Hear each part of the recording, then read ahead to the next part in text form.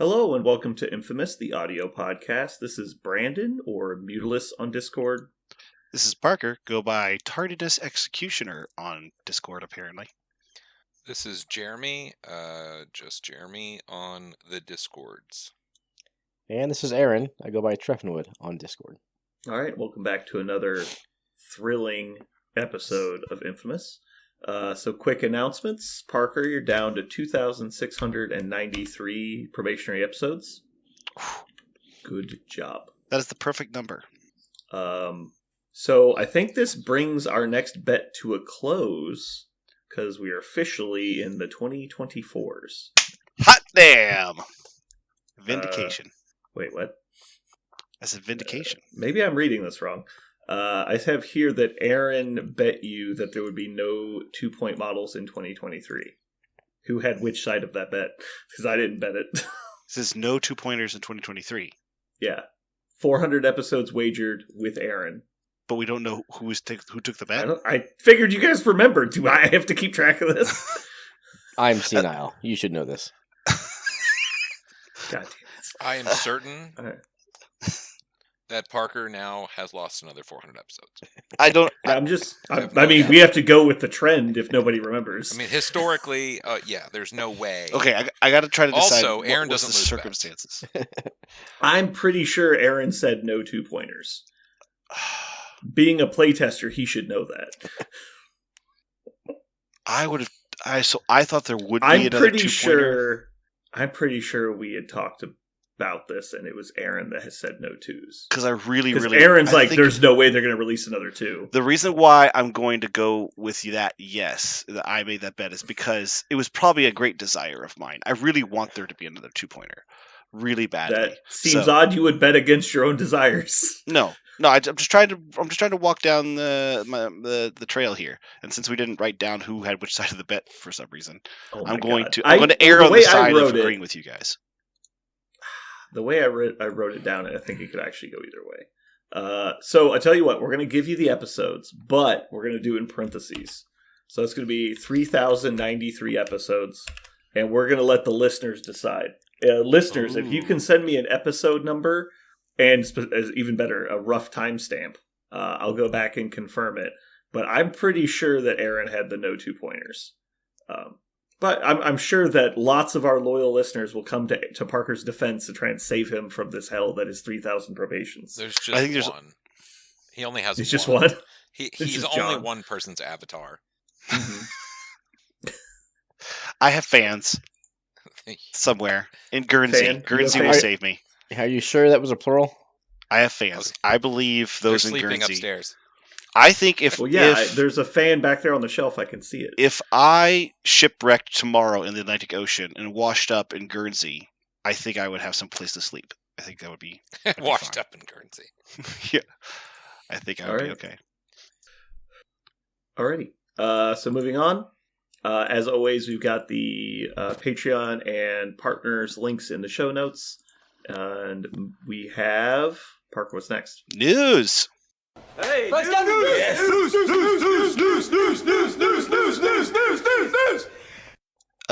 So we do have the tiniest trickle of news this week. We have the mutant boxes have a pre-release date, so we know when they're coming out. March 1st. Is that what you're looking for, Parker? Yeah, the date isn't on. It's March 1st. March 1st. Okay, so the mutants will be released on March 1st. We have the release date, or rather, we don't. Well, I was looking on I was looking for Asmodees, but they don't release. No, Asmodee closed their public access, so you have to have a login. Oh, because I can't. I was like, "Where's the pre-releases on here?" That's weird. Okay, sure. Don't worry though, I have a login. For no apparent reason.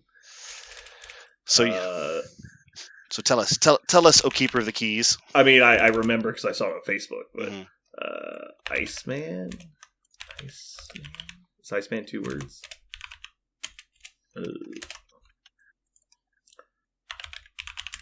Alright, so it's not on their calendar page, but it is on the box page. And it says, yep, I just found it. March 1st, 2024, yep. According to their web store. Told So you. it's Bishop and Nightcrawler, Iceman and Kitty, and Professor X and Shadow King. It's all three. Okay. Mhm. Yeah, the only thing I didn't know is if it was going to be Shadow King or not. Oh, you know what? I do not see Iceman and there they are. Wow, what a weird. They didn't organize this well at all. Like, there's no way to easily see all of these in the same place. But yeah, they're all here. They're all March 1st. Alrighty. So, what does this mean? In time for Adepticon, right? Which is what we expected because It will be before Adepticon. which is what we expected because it's also going to be their timeline yeah. event, right? And they're on the timeline list. Yeah. So, excluding the core set, how far apart does that put their releases? Aaron said 6 months. Is that for true? No, it's do way we more. know when? Wait, Yeah, I was gonna say, But well, if you count, are we counting the Rivals box? Because that's February But it's- 1st. is it? Yeah. I didn't know that was official. Yep, it is officially February 1st. I looked at that just now. Okay. So outside of that, then what is the previous most recent thing? I don't even remember. Was it CGR? it might have been CGR. Okay. Sounds CGR right. was July. Ooh, was it? God, that feels like forever ago. I played it in July tournament at the Geekery, so it was either a June release or an early July release. If you don't count the core set, the last thing it says here was I must sort by newest releases on Asmodee. yeah, that's what I'm trying to do here too, and it's not right. Like they're putting Rhino as newer than Goat CGR, which is not even close. I don't understand. I don't understand how they're like this organization of this website makes no sense. Yeah, Asmodee they're not really designed to be a consumer website. It's kind of more of like a wholesale site, which means it's shitty. So for counting the core box, that was November, right, or October? I think it was CGR. I'm trying to remember.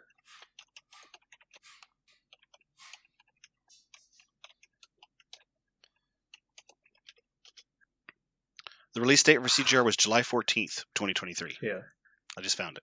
It was M'Baku and Claw came out after or before? Before. Before, okay. Then yeah, I think it's CGR. Pretty sure it was before. Yeah. So if you don't count the core release or the Rivals pack. Yeah. So the actual like character box set releases are July to March. 8 months? 9 months. 8 or 9, yeah. Yeah. Wow. Yeah, it's definitely been dry lately. I know some people were actually complaining there was too many releases previously, but I think I've always said like one box a month would be perfect. yeah, I think that's probably true. Or you could even do, if you want to do like an affiliation pack like they're doing now, like they could wait and they could have 3 boxes every 3 months as opposed to the one a month. So you get the same 12 a year. You just get a big splash Quarterly, at a time. Yeah. I actually would Quarterly prefer that. updates But would be great. Yeah, like every quarter you got to drop. yeah. Yeah, because that way you're not constantly adjusting. It's like, okay, well, I have to learn new things every 3 months, and then I get to practice in the off time. I like that. Okay. Are you guys excited for these new releases? I don't play X-Men that much, so I don't really care that much. The models look cool, and I'll be happy to paint them. I'll be glad when you see the cards. Let's really see what happens. I think Nightcrawler is the only one that... Well, I guess Nightcrawler and Shadow King are the only ones we know. Kitty Pride. You know, Oh, Kitty we as know well. Kitty? Yeah. That's right. I can't believe I forgot that. I thought Kitty was a good 3-pointer. I thought Nightcrawler was really good with the potential to be stupid. I think Kitty is really good. I don't understand how that kit is representative of her as a character. That's like the first model I looked at. I go, this isn't Kitty Pryde. This is just a randomly good 3-point model that they put Kitty's face on. Sure. For me, the miss on Shadow King sours the release. He's not bad. Why do you think he's bad? Because he's bad. You don't know that. I would like you to prove me wrong. Like, seriously. Not now, but as we play. We'll see. Okay. Yeah, for some reason I'm kind of with Jeremy. Every time I love the X-Men as a concept. my favorite thing about this game is that the characters resemble what they are in the comics, and I love the mutants so much. I have more X-Men comics physically than any other kind of comic book, and it's not even close. It's by degrees, and so playing them in this every time I've ever put them on the board, I'm like, yeah, let's play the X-Men, and I'm like, ugh, this just does not feel like what I want. Even though maybe I am playing exactly who they are. Maybe the X-Men would be less fun in real life. They're only fun in stories. But I I will say that I really like Iceman and Bishop and Nightcrawler as characters. They're some of my favorite. My favorite X Men were not like the main X Men. They were the side ones. I think Iceman is amazing, and so I hope Iceman is super cool. No pun intended. I hope that Bishop is really cool. Nightcrawler, I feel, is already going to be fun, and I'll probably like how he plays. But Yeah. I don't know. Maybe I'm crazy here. I'm gonna run an opinion by you guys. I think X-Men has been one of the worst, I guess the term would be, designed factions in the game so far. And it's mostly because their internal imbalance is so skewed. It's like a model is either super premium meta model or basically an afterthought. It tends to be inside their faction. And so the models that get played are extremely obvious. And the models that don't get played are extremely obvious. And then their strategy is also extremely obvious. Because like their models are either pushed to the limit or are not that good. And the recent update helped that. Like we saw more of a balance throughout the faction kind of get enforced a little bit more. But do you guys agree with that at all? Am I crazy? And I just have a weird viewpoint on this? I would agree. Like, when you look at building them as opposed to, say, as Guardians, which I just did the other day, I was like, if I put all the as Guardians in a list, they all do very different things. Mm-hmm. Like, all of them are very designed different. Like, they do different things on the board. Each one of them fulfills a different role. And when I'm choosing which Wolverine to pick, it's, do I want 2-point Wolverine, 3-point Wolverine, or the better 4-point Wolverine, right? So I'm like, this is not really a choice. It's just I'm picking one of the Wolverines, according to the point value. Or do I pick the 5-point Wolverine, which is probably the best one because you get 2 Wolverines? Like, that's like I guess it's more formulaic, and when you don't go with the formula, you feel like you're actively hampering yourself. Like when I played Jean and Cyclops together, like even though there is a tiny amount of synergy, I was like, wow, he would be better with any other 5-pointer. Like this is an actively bad choice to play the X-Men with the X-Men, unlike some of the other affiliations, which feel like you're given a reason to play a variety of characters in that affiliation. I've always felt like X-Men is, you purposely are playing the X-Men so that you can play the minimum amount of X-Men possible. You pick the top of the curve X-Men at their point value, and then drop in other things that can utilize their synergies better, which I think is a weird identity. So it makes you feel like you're not playing it because you love mutants or the mutants from the comic books. You're playing it because you want to abuse 2 leaderships. Which is somewhat weird. I think that's true of a lot of factions, to be fair. Like the leaderships are really best when used on models that don't normally have access to them. But I don't know that X-Men, like Guardians, has really been that for a longer period than X-Men have. Guardians is all about just leverage your unaffiliated models as hard as you can. But yeah, I guess in closing of this conversation, I was just wondering if my opinion has been that I think the reason that we see these issues with their design is actually because the devs are maybe too close to it. Like when you're designing something you love, like actually love, it's really hard to look at it objectively. And so I imagine they probably get into issues where it's like, well, we need Jean Grey to feel like an Omega level threat. It's like, yeah, but this is also a game that's balanced. Like, what are we supposed to do? It's like, well, we can't just not have her throw stuff. She's a telekinetic. And then you put that on there, like increases the cost of the model. And then you're like, well, she's got to have this psychic attack. She's got to have mind shielding. She's got to have all these different tools. And then also we have to make the model balanced. And so it's just weird where they get into this weird circular issue. And also part of that, I think, has led specifically to so many models are affiliated with X-Men that probably shouldn't be. Like X-23, Honey Badger, and Logan, in my opinion, all should be unaffiliated with X-Men. And so like if they weren't, maybe those competitive threat levels would be a lot more, like well balanced within their own faction. Mhm. Like you wouldn't have Logan versus Wolverine in the same faction. That doesn't even make sense. Like I get it for like Weapon X and maybe even X-Force, but it's like the whole point is that Logan wasn't a member of the X-Men. That's him when he's a loner. Like in my opinion, it just seems odd. I don't envy their job. Like, obviously, there's a lot to do, and you have to make a lot of people happy that have a strong, deep connection to these models. And in most miniatures games, like, GW doesn't have to worry about this. It's like, the models are whatever they say they are. It's like, who's this? Well, this is a new Nurgle character we just made up for the stories. Nobody has any emotional connection to this character. Mm-hmm. It's like, same thing with, like, all these other, like Malifaux. Like, no one cares. Like, this is a made-up person that nobody knew about until I showed you the card. Like, so it's so much harder when you have a character that's been beloved for 40 years, and like people have like became a fan of this thing when they were 8 years old, and now they're 40, and then you made it, now they're mad at you. like I don't envy that situation. I think it's important to give them that grain of salt. Absolutely, I don't think that's an interesting question. Yeah. What's the biggest miss for like a character into trash? Like beloved. Yeah. I think original Wolverine for me was no doubt the original one. Wolverine. Oh, like which one was worse for each of us? Oh yeah, that's a good question. Like for me, it was seriously. I loved Wolverine. I've had all the Wolverine comics. Grew up with Wolverine. Awesome. And every time I put him on the table, I'm like, this model is horrible, and it made me so sad. Parker's originally was Scott. It used to be, yeah, but I think now he's totally legit. Now I think he might even be a little overtuned. I think he is. He's playable, and he definitely feels like Scott Summers. Speed aside, I think is too much, but he doesn't need to double tap with every action. I think mine is actually 5 actions.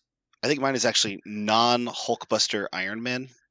Like I feel like Invincible Iron Man and even the new 4-point Iron Man. I feel like they're big. I feel like they're just turrets, and I wanted my Iron Man to be a really cool, dynamic Rocket Man. Instead, he's just I'm going to hover here in place and blast things slowly and sometimes not at all, according to Aaron, which I agree with. So, like, I think it's I wanted my Iron Man to solve problems and be a cool engineer thinker, and he's not. You want to be more like Doctor Strange, where he's like just doing everything. Honestly, I want to be more like Shuri, like where Shuri is actually like Shuri is actually like purposely tinkering with things. Now, I think the new Iron Man literally is more like Shuri, right? Like I was gonna say he's like literally a 4-point. He literally is. Okay. He literally is more like Shuri. So maybe I just need to play him, and I'll get the Iron Man that I wanted, that feel that I want. But I guess I wanted him to have. It is kind of odd that Crimson Dino is just like way better than Iron Man, and it's like supposed to be the opposite. Yeah. Yes. Like that's a really good example. Also, the Iron Man for the comics is always. Everybody is always just buying time for Tony to figure out how the problem should be solved, right? Like that's the way almost every Avengers arc works. Is some really big thing happens, Tony's totally surprised, everyone's taken aback, but then the Avengers claw their way back in while Tony is fixing the problem. Like he's in the background tinkering with something and building something, and then he figures it out. But there is no mechanic for that. There is a mechanic for that in this game probably. Just none of them have it. He just kind of stands there. And zap, zap, zap. I think Hulkbuster is a much more dynamic, awesome model for that. So he's totally... Hulkbuster is one of their best designed models in the entire game, in my opinion. And he's so perfectly designed. Right, and I think one of the reasons why I love him so much is he literally is the answer to Hulks, right? Like in this game, they're like, okay, what do Hulks do? Well, let's make a model that like counters what Hulks do. And so it feels like what Tony would do if he were to build his own model in this game, right? He would build it to beat Hulks. And so I guess... maybe I need to play the new Invincible Iron Man to see if I get that feel, but OG Iron Man was mine. Okay. Again, don't use 10 words when 400 would do. Yeah. Parker, while you were monologuing, I had a thought. Why don't you play S.H.I.E.L.D.? They seem like exactly the faction that you should be playing. They shoot 4-dice guns. Mm-hmm. They have all the tools that can fix situations. Yeah. You get to play Iron Man. Yeah. And he gets to be your leader. I said this, I think, 4 or 5 casts ago. I have petitioned my painter to paint like 6 models in S.H.I.E.L.D. And 2024, as soon as I get them, I don't know when he'll be done with them. It'll be the year of the S.H.I.E.L.D. I am seriously going to play so much Shield. The only Shield model that I might play that it's not in the pack because I gave him the models before is Spectacular Spider-Man because he didn't make the list. But it'll be the year of the Shield. I'm going to play Shield a lot this year. Okay. Aaron, what is your model? Shadow King. You had high expectations of Shadow King before you knew that he was coming into the game? I had high expectations on Shadow King when I saw the model. And then 18 seconds later, you're like, meh. Like 9 months later when they released rules. It wasn't that long, was it? It was April. We saw the model at Adepticon. The rules were out in, like, July. No way. What? When was the keynote? September. Was it? Okay, not 9 months. 6 months. Not I had 6 months of hope. Maybe 5. Whatever. So, did you follow comic books or watch any of that stuff and like have characters that you I have actually probably enjoyed? literally never read a comic book in my life. Okay, what about the X-Men movies and stuff like that? I have followed along with all of the movies, yes. Okay, so my question is more along the lines of like, what was the character that you liked that was released and then sucked on the table? Yeah. Which model failed fit. to live up to your expectations of the character? I mean, I understand you never have expectations. Yeah. I mean, I understand that the guy's wearing a fez, and fezzes get you, like, rock hard, but also... I'm Man, like, Shadow parades must be King. terrible for you. I did a lot of comic books when I was younger, and I never ran into Shadow King. Not once. I was like, oh my god. I could throw out a name, but that'd all be bullshit. I really don't. No one has... Ooh, Cable. Original Cable was also quite disappointing. I agree. I think all of the models, like you went back talking about Jean Grey being Omega level threat, like, it's all some level of suspend belief for every single one of these people, right? Sure. Like, you can argue that Luke Cage should be able to throw more than he can, and these people aren't the same size as cars, and blah, blah, blah. So for me, it's a whole big suspend belief for a large part of it. And so I never really had those expectations of any of the models going into the game. So an example, an example for me is Magneto on the tabletop. Like, he does on the tabletop in this game, like, a really cool job of being as close to Magneto as possible and not being insanely broken and all that. So when you play Magneto, you're like, okay, this feels kind of comic booky. Like, it's kind of the stuff he should be able to do. Yeah. Or I guess that's the best way to put it. Are they doing the things they should do? You know? I have a fun example. Sure. So the card game I played, Universus, they take characters from animes and video games and put them into a card game. Yeah, same thing. So there's a character, and so it translate. That's the one thing that they do better than anybody. They translate the character superpowers into a card game format so beautifully. It's amazing. And so one of the characters in My Hero Academia is his power is Warp Gate. He can create portals in space that like let you transport stuff through each other. And so the way they do that in the card game is he can just basically take cards from anywhere and put them somewhere else. And so he's like, oh, you see this card that I have in play? Just kidding, it's going to be at the bottom of my deck. Then this card in my discard pile? Just kidding, it's in play. Then this card in my hand? Just kidding, it's a different card from my deck. And you're like, he's just always moving stuff around. And you're like, would you stop it? Like, he's like, no, I'm going to move stuff. The it's game so fun. Also has a guy who uses tape. It does have a guy Scotch tape. He does. Yeah. I'm like, I think his hero name is Cellophane or something stupid like that. Yeah. I was like, is so that we call it tape? We call him Tape Man. He's like, get him, Tape Man. There's a character that has a tail that wears a karate gi because he like just does martial arts. This is like the way he fights. We call him Kangaroo Jack because he's got a tail. It's great. Anyway, so moving on. What was your miss?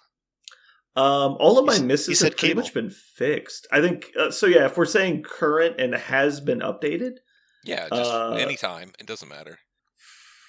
There's so many that are like actually good. The definitely the misses are outnumbered by the hits.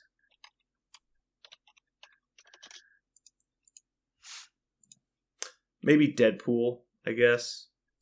Because while Deadpool, I don't think was ever bad, he was not as fun as he could have been. Yeah. The names on his card are great, but it's just they could have just been more fun. Chimichanga only fucked you. Yeah, like it was just wasn't cute, good. but- And I get that it doesn't need to be competitive if it's fun. Yeah. But like that's the only thing about him that isn't just like, okay, go play MCP, and I'm like, I guess. Like Ant-Man, for example, way more fun than you would expect. Sure. But Deadpool, your expectation is like a 9 out of 10 fun scale, and he delivers it like a 5, and so it's just a little letdown. Yeah. I could see that. I mean, honestly, he's just kind of a boring 3 until he got the ability to place, and now he's a little bit better. But I don't think it's a power level issue again. It's just it doesn't translate super well. Anyway. Cool. That was a fun little rant. So I guess next up, we've got Parker. You had something you'd like to talk about today. Yeah, it actually piggybacks right off the topic we just finished, because we've had a pretty big span between individual model releases, or what we think of like a release wave. And the only thing to kind of split up that wave, if you don't count what's coming with content here in a bit, is the new core set. And one of the things we were excited, we had numerous episodes of the core set, really reviewing the core set and things we were thinking about, how to interact with the meta and how it was going to integrate into our game plans, what we're excited to do. And then it happened, and I'm curious to know, in retrospective, looking at this year 2024, is the core set actually doing anything to the meta? Are we excited about something that it might accomplish, or are we not seeing it at all? Was it a ripple in the pond, or was it a wave like we wondered it would be? Well, I would just like to say that everyone was right, and Steve 3 has completely taken over the game, and nobody's allowed to play anything else. There was a lot of doomsaying, is what I'm getting at. You're right. There was a lot of doomsaying There was about a Steve lot. 3. Uh-huh. And then there was a solid week of people going, we were right. And then there was a solid week of people going, who's Steve 3? Was it that fast? Do you think it was just like within 2 weeks everyone dropped like a lightning bad habit? fast for me, but obviously not a lot of people were trying to push it. And then Aaron kind of got bored with it and moved on. So nobody's playing it now. That's actually something I was excited for you to mention, because I know that Aaron was excited about something. He actually dropped it on the cast about using Steve 3 with a lot of push mechanics, using, specifically doing wild board manipulation stuff with him. And now he's playing Thanos instead. So I'm curious, Aaron, was it just never exciting enough, or is this something you could ever go back to, or is it actually not worth your time? It's never going to be worth it. No, I think it could absolutely be worth my or someone else's time.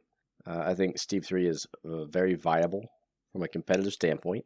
Maybe not A+, but A-. Like, I could see Steve 3 winning some stuff, especially with a control-oriented roster.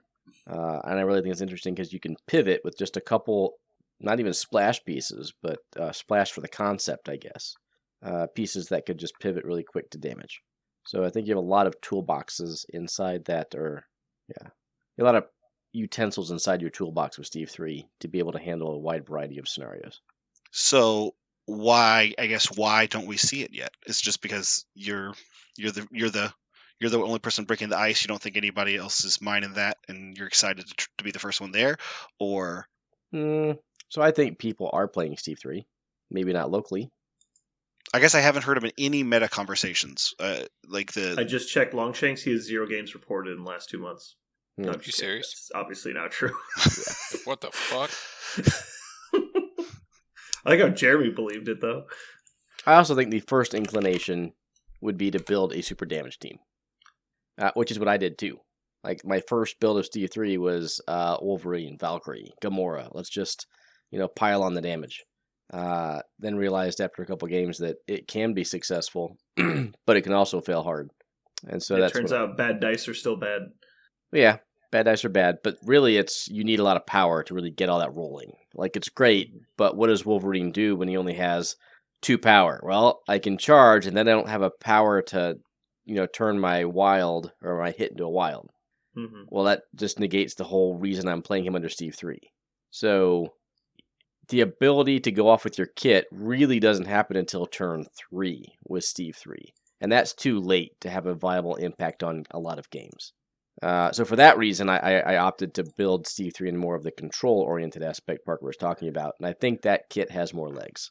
And would be interested in continuing to delve into it if I didn't need to ditch it for other options to finish my quest last year, and then exploring probably webs for LVO this year. That is true. It's kind of hard for you to say that anything was really sticking because you purposely had to stay Yeah. very flexible for the entirety of that release. I know one of the things that I'm excited to explore that we were all sure was going to hit the meta like a hammer was Shield with Invincible Iron Man was really going to tear it up. Like they were really poised to do something amazing. Was it kind of the was it ready for the meta that was? And so that's why we haven't seen it explode? Are people just never going to play Shield because Shield's just not as exciting as Avengers or Cabal? Like why haven't we seen the takeover with Invincible Iron Man and Shield yet? I think locally, Shield's just not a popular affiliation. I think there's only 2 people locally I've seen them play them for an extended period, and those people are local within like 3 hours.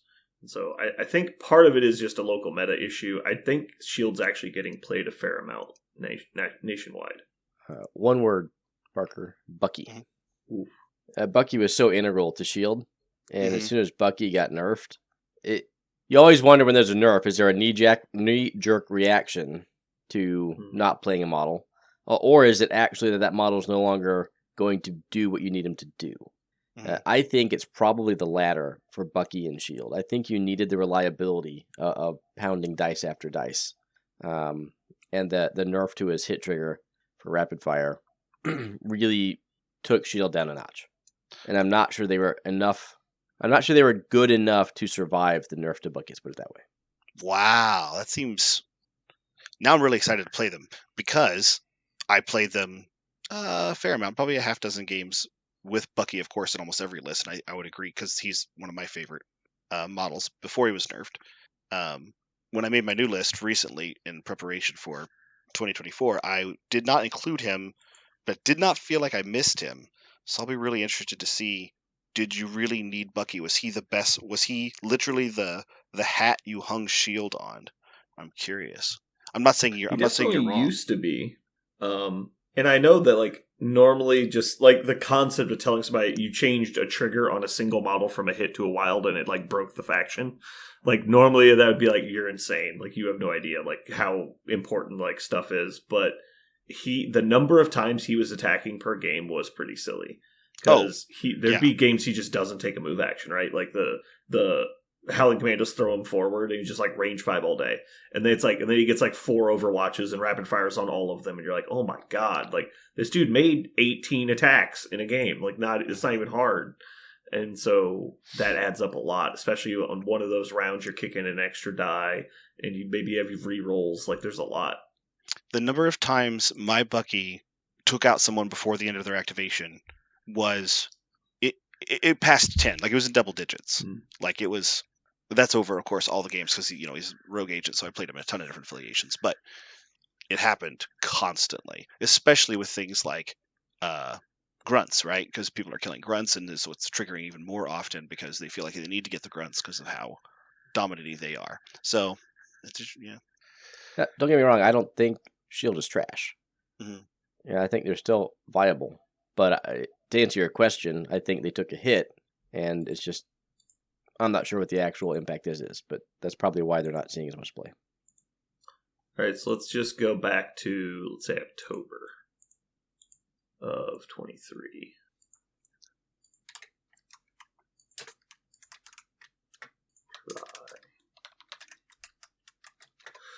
All right, so since October of 23, Shield are... so if all the data, they were at 53% win rate. Now they're at 47 if you filter down to just October. And Invincible Iron Man is 50% and Nick Fury is only 44%. That's a bigger drop than I would have expected. All right. Yeah, I think there is... I'd also be excited to know how many people are trying Invincible Iron Man over Nick Fury. That was actually when I was building the list, I was thinking... So Invincible Iron Man has 120 games played. Nick Fury has 250, so roughly half. I played Shield with Invincible. I had a blast. Yeah, I was wondering, when are you excited? I guess you can play them both. That's the other thing, which is like you're never that mad about playing them both because Nick Fury is such an amazing quote unquote 4-cost character. His package by himself is so strong, and you're in Shield, so you can still play Eyes on the Sky and things like that. He doesn't have to be the leader for those kind of things to turn on. So there's plenty of reasons to play Nick and Invincible Iron Man 2, which is something that I don't often think about because putting 2 leaders down seems like anathema to my, I want my list to be nice and symmetrical and make sense in the comic book world when it doesn't need to. You can absolutely play them at the same time and have Invincible Iron Man be the leader. That fits with your all 4-pointer structure. That's true. This list does, my new version does have... Yeah, the most powerful tool you can possibly use. It's 4 4-pointers. 4-pointers. Yeah. The current. It must be nice only having to carry around your 4-point cards and Mhm. just not bringing anything else. Yeah. Why would you? This really cuts down the collection.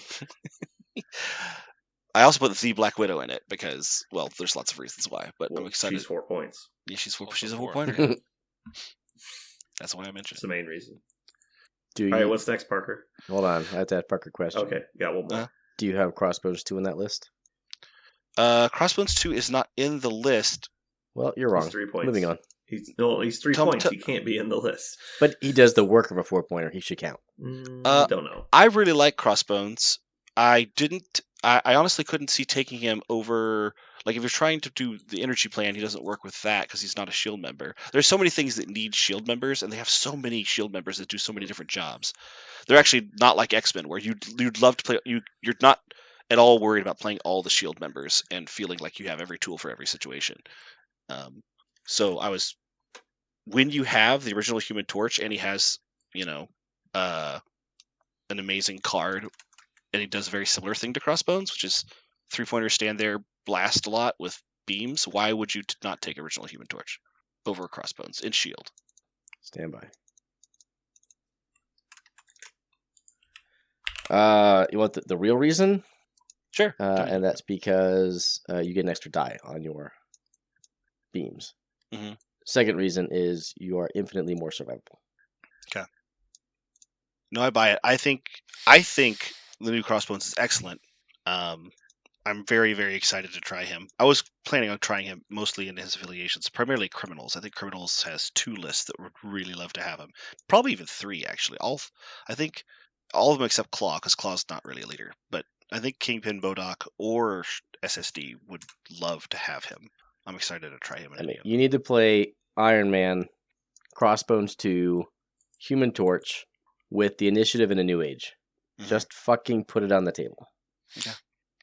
I want He to know can't. He what doesn't have models. I want to know what Mm. committee meeting was part of the. Look, I don't know what everybody else is thinking, but Crossbones always has to be slow. And they're like, well, why? Well, he's got baby legs. Yeah. Well, why though? Like what? How did that happen? Dude, Crossbows 2 being speed slow was the biggest I told you so from the devs to the community I've ever I know. seen. When they're just like, no, it's fine. They're like, it's not. They're like, no, it's fine. Trust me, we designed the game. It's like, no, it's not. It's like, fine. How about this? And they just Did it again. start shoving short, small bottles down your throat. I wouldn't be surprised if we saw like 2 more by the end of the year. Like 2 more small, short models. Just like, fuck you guys. Play it. Crossbones Shut 2 up. is legit. I'm not saying he's not He legit. is legit. But I just think it's like, I'm going to die on this hill. Like, he is Mhm. move short. They Like, chose the rock. what? They planted the flag, and the flag is a short move tool. Like they just like, fuck you guys. It's fine. I do think a lot of people freak out about it for the wrong reasons, but yeah, it is annoying on red. The problem with Crossbones 1 is he's just a bad model on top of the fact that he's speed short. All right, Parker, what's next? Well, of the new models that I was excited to talk about. Yeah, were you going through them one by one, or were you just all sharing intel? I was the one I was really excited to hear about was Captain America, new Captain America, because that was the one that everybody thought was going to break the game. Iron Man, because we thought that was going to be a sleeper breaker. Everybody was going to discover it eventually, Okay. and it was going to ruin everything. Well, I have one. But well, yeah, go ahead. All right, Aaron, how you liking new Captain Marvel?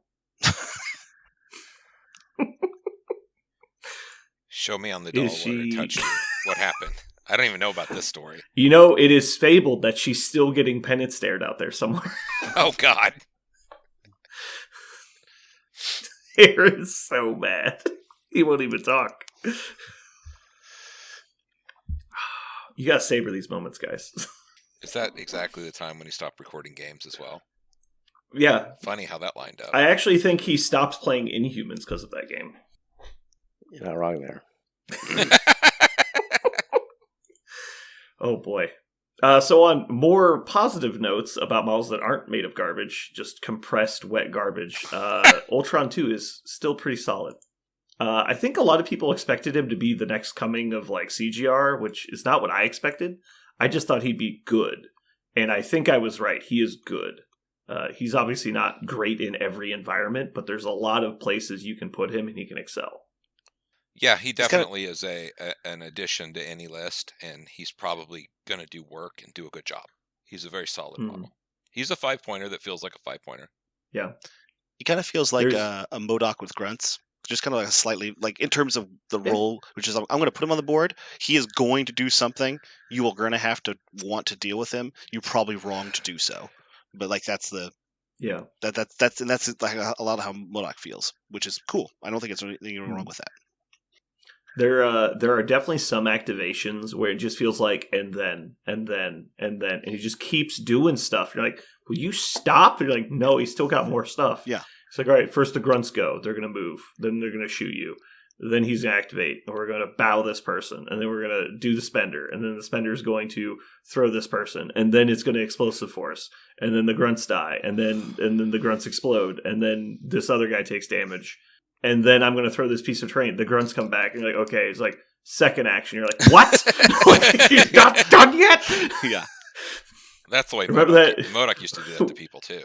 Yeah. Yeah, I know, right? That's but this one has grunts but he also, does which more is another stuff. level, yeah. Yeah, he does more stuff than either MODOK does. It's crazy how much shit he does. There was that time where he's like, all right, I'm going to do the spender. And I do the spender into a Ghost Rider. And the spender rolls 0 hits, or rolls 1 wild as the only hit. It's like, okay, take 3 damage. It's like, what? Yeah.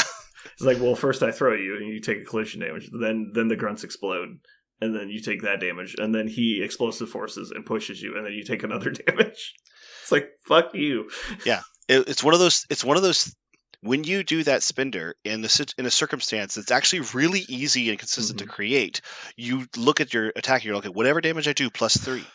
And as it turns out, whatever damage you did with dice +3 KOs most things. Like it just, it is like 8 dice fucking spender. Right. It's 8 dice +3 auto damage. Like that's so weird and excellent. I thought there were just similarities between MODOK 2 and Ultron 2. Yeah. I'm actually convinced at this point they just copy and pasted it. They literally just import MODOK 2, change some stuff, Ultron 2. You mean MODOK 1? No, MODOK 2. How is MODOK 2 like Ultron? Okay, so they both have a range 4 builder. They both have a range 3 spender. Both of them have a automatic movement on their spender. They both have 5 mystic. They both can throw size force. They both have helmet. Like, is that enough similarities? They're right. There's like, a lot of similarities. Insane. It's just MODOK 2 doesn't feel nearly so dynamic as Ultron does. But no, he's not, because he doesn't have the grunts. Yeah. And his extra ability is to sack instead of move people. So he's more reactive than proactive. But yeah. Let's see what else. Red Skull. Before we leave Ultron for a second, I don't think, am I wrong in saying this, that Ultron's going to be a big meta staple. Regardless of how much we've seen his value, I don't think his value is growing in the game amongst the general populace. Am I crazy? I think he will be a competitive model for the indefinite future. Now, I know that's not the same as meta choice, but I think the more people lean into aggressive play and like attrition play, like CGR, the more value he brings. Because Age of Ultron, just saying, it's like, okay, cool, you've got a CGR. Is your CGR willing to put 8 attacks into my Ultron? Because unless he's going to do that, he can shut the fuck up. And you're like, oh, I guess Ultron just gets to live forever. And it's like, well, that changes the dynamic of how I table you. That was actually the And last so- thing. That was something I didn't even get to mention yet. Was he, unlike some of these other like key super aggressive models who can do all this damage, he also can just be hyper aggressive and be fine because he's got Age of Ultron. Mhm. So cool. There definitely is a curve at which point you've gotten too aggressive and you've actually removed his survivability, because Mhm. he's not survivable in the way that like Thanos is survivable, where he just doesn't take damage. He's survivable because he's got effectively 30 hit points and 4 dazes, Mhm. and so like it's just a different kind of survivable. And so he's basically invulnerable over a short period, but he does take damage in the long run Mhm. if your opponent's willing to invest the attacks. Most of the time, though, they just decide it's not worth it. MODOK 2, or the Ultron 2 is here to stay. Like, he Yeah. is going to float around forever. Also, like, a model that just resurrects itself pretty reliably is a big deal. Obviously, there's some counterplay, but... so moving on, we've got Red Skull 3. Apparently was a bigger splash than we had initially anticipated. I think originally people kind of wrote him off, and then they saw it on the table, and they went, okay, this has legs. Like, I've seen more people playing Red Skull than Steve, which I think we would have thought before the box came out that people would have been crazy. I will agree with you on that. Yeah, I don't know that he's like crazy strong or anything. I just think the list, he greases the wheels more than you expect he does. I think it's really, really good. Mhm. I think he's better than Steve. I think he's the best leader in the core box by far. Yeah, Ooh, hot take. Tell me why. he's Not so hot. just shoving Doc Ock right out of the way and moving to the front of the line, huh? Yeah. And Zemo's not keeping him down. Memes and I like Doc aside, a lot, but so a lot of this has to depend on exactly how AMG is going to rule when they pull their head out of their fucking burrow on how his leadership works. Assuming it's like a reality gem, it's pretty fucking good. Playing Red Skull 3 with models that can reroll dice means you are effectively scoring a bunch of hits no matter what you roll. Like, obviously you can blank out on 8 dice, but your odds are significantly stacked if you're playing, say, Logan under Red Skull 3. Because if he rolls a skull, like, normally that would suck because he can't reroll it. But now you get to turn that skull into a crit to explode to then maybe reroll into more dice. Yeah, no, it compiles very quickly with dice mods. Yes. So Red Skull 3 plus dice mods equals a really fucking good team. Mm-hmm. And when all of those models that happen to have dice mods are also healing factor hard to kill, like you're resilient and super killy, like it's a really good list. Has anyone tried him with Thanos yet? To where Thanos doesn't have to take Reality Stone? No, because Reality Stone Thanos is, for It's still me, very taken good. for defense. I know, but so you play him as like a backline piece so that he's just kicking in Death Decree on the other people's attacks, and then you bring him in as a finisher, and so you can have like mind and space and just be a dick the whole game. He's like, let me just control the entire board and also Death Decree on people, and then at the end of the game you've got Thanos as a closer. Aaron likes it, I can tell. You know how I would build Thanos, and it's not with Red Skull 3. Thanos doesn't need a leadership. Let's start there. Hells to the he is his own leadership. He literally is the leadership. It's printed on his card. why waste 4 points with bullshit like can't reroll model when you can just have more reroll? Because Add skulls more are reroll. better than rerolls. All right. So anybody else have a fun core box model? I guess my take on the whole thing was I played a couple of them. The only one I didn't play specifically was Invincible Iron Man.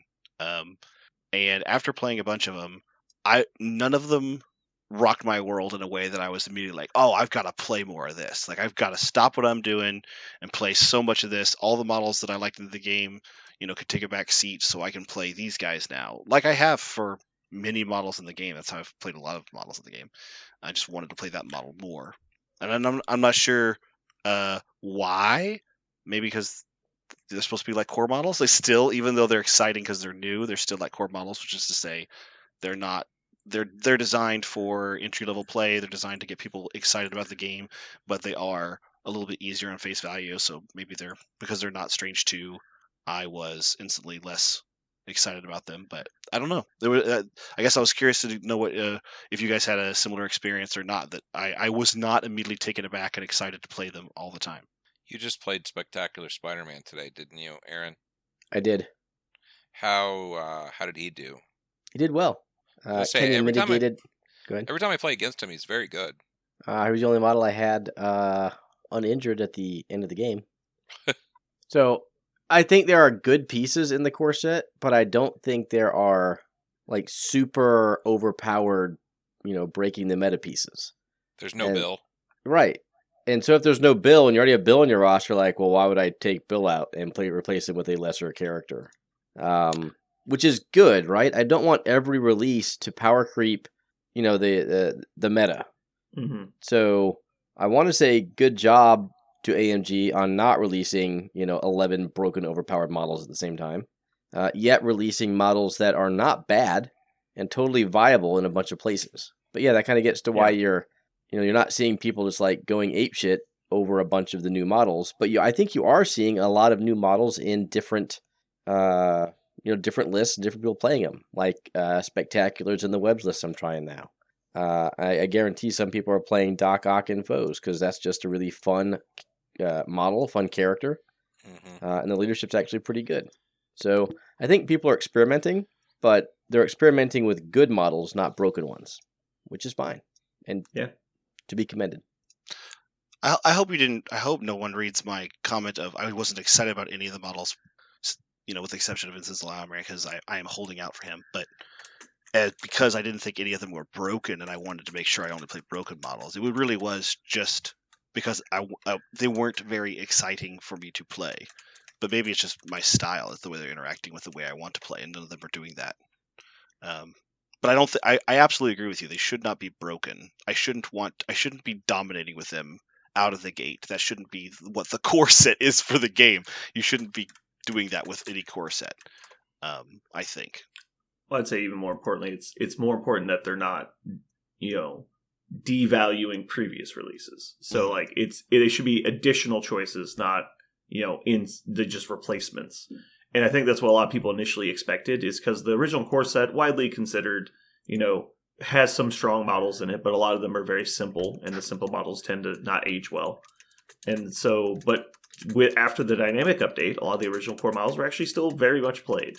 And now with the updated core set, people, I think, were a little worried that they were just going to replace the old ones. And that definitely is not the case. Like, obviously, all the old models still have their value. And so that's good.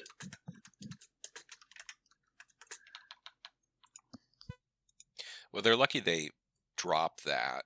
I mean, because if this gap between when they released Cosmic and when they're releasing the Rivals kit is humongous.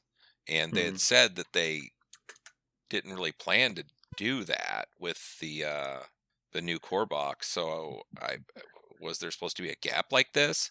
Because it's very strange and causes I think people part of to it wonder what's was going on. they decided to update their packaging, and so I think that slowed a lot of things down, and then that coincided with when they decided to do the core set.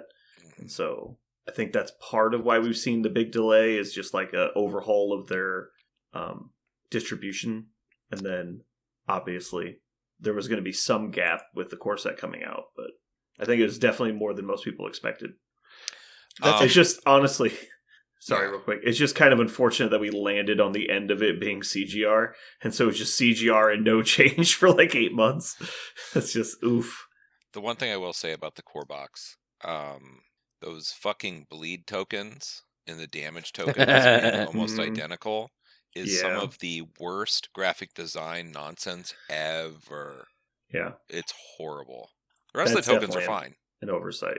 Yeah, I didn't like the square tokens initially, and the more I see people with them, I'm like, those are actually pretty nice. I still use my acrylic tokens. I prefer plastic if I can get it. So, Jeremy, I think you hit on something that really speaks to like why I even brought up this topic and where probably maybe a little bit of my consternation or disappointment's coming from, which is with such a long span in between releases, and with releases usually something I'm counting on to kind of shake up the meta and do something new, a core box by its very nature probably shouldn't do that, right? It should probably not have any tip top of the curve models in it, because one is a core box, and two, we don't want it to replace the old core box.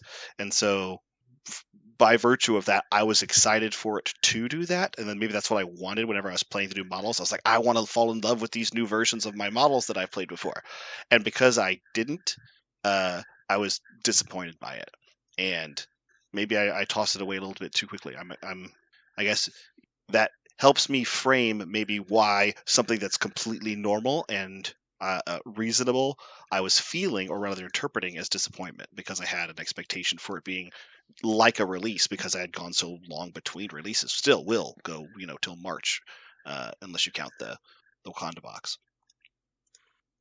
For the record, I will not be playing Judgment, though. In the meantime, that will not be something I'm doing. Was that a question? No, just saying. I know some people Just are want to passing. put that out there. Yeah, just some people are passing the time between like meta shakeups with something else, and I'm just going to play other versions of this game, like Battle Realms, which is so much fun. Every listener who hasn't done Battle Realms yet, you should do it. It is a blast. I fucking told everybody. Nobody believed me. Everyone just thought you were being sarcastic. Yeah, I was going to say, almost every time you say things, I assume it's with intense and heavy sarcasm. Why would you think that? Oh, shit.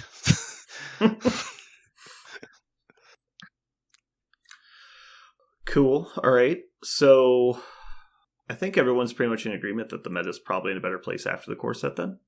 I would say it just didn't change much. It just didn't shift, which is probably correct. It probably should. I think like that. It actually did a good job of breaking up the status quo while not making waves. Because if the meta is stagnating, like let's say Shield, for example, what was new in Shield? Like not like release wise, but just like concept of meta wise, like playstyle wise. Like Shield was mostly unchanged for like a year, and now they have a whole new leader. They have a couple new models to play with, and like they're approaching the game from a different standpoint. Because Doc Ock is he Spider Foes or Criminals? I can't remember. Foes. Second leader for Foes is obviously great. Zemo is cute. I don't know that I would call him a leader of Hydra. Maybe a assistant manager of Hydra. That would probably be a more apt statement. Yeah. He's the guy that makes sure the building doesn't burn down when the boss is away. But he's a cool, interesting model. Like not probably the strongest out of the core set, but he's fun. So like I think it's more important that we see what is getting played have more variation included in it, and I think the core set did a really good job of that. Mm-hmm. It's weird how Cabal has gone through these weird phases, and it's because originally it was like Red Skull Killy models, and then it was Malekith Killy models, and then now you can play Red Skull 3, and like you're still playing Killy models, but like the list is way more subtle and complex than it used to be. Cabal used to be like press the add Killy models button, and it was just like always the same 5 dudes. It was kind of boring. And so now they have a little bit more flexibility. I think that's cool. All right, Parker, I'm going to give you a chance. This is going to be maybe your last chance. Okay. Do you have a Comic Corner ready? Yes. Oh, okay. All right, we will not cut Comic Corner this week. So Comic Corner this week is actually inspired by a list that I'm playing right now. I've decided to play Loki as a list. Literally, it's just I'm planning on putting Loki down in various affiliations until I find the one that I love him most in, and I started with Asgardians. And so I'm going to do Loki's latest title, which is just Loki, that's it. So not Agent of Asgard or any of those other ones. It's from 2023, and I don't think it's in a graphic novel yet. So whenever it gets bound into one, which I'm sure it will be, it's a mini series, so it's only like 5 issues long. So Loki from 2023 is written by Dan Waters. And for those of you who don't know who Dan Waters is, he is a brand new writer of comic books. He's done almost everything in DC and Image before this, but his stuff is awesome. He does a really good job. So this is his first Marvel title he's ever touched. German Peralta is the penciler for it. And as soon as I opened the comic book, I went, where have I seen this guy before? And anybody who's ever read really old comic books, if you remember the introduction of the character in Hulk called Maestro, which was Hulk from the future, where he's the only like Marvel character that lives through Armageddon, and so he becomes just super smart and the ruler of the world. That was actually drawn by German Peralta. And so as soon as I opened this up, I was like, where have I seen this before? And it's from that long ago. So we have a really seasoned artist and a brand new writer, and they come together to make a really cool Loki story. Very, very long story short. Loki is the god of stories now, for those of you who are in the know. He's not the god of lies anymore.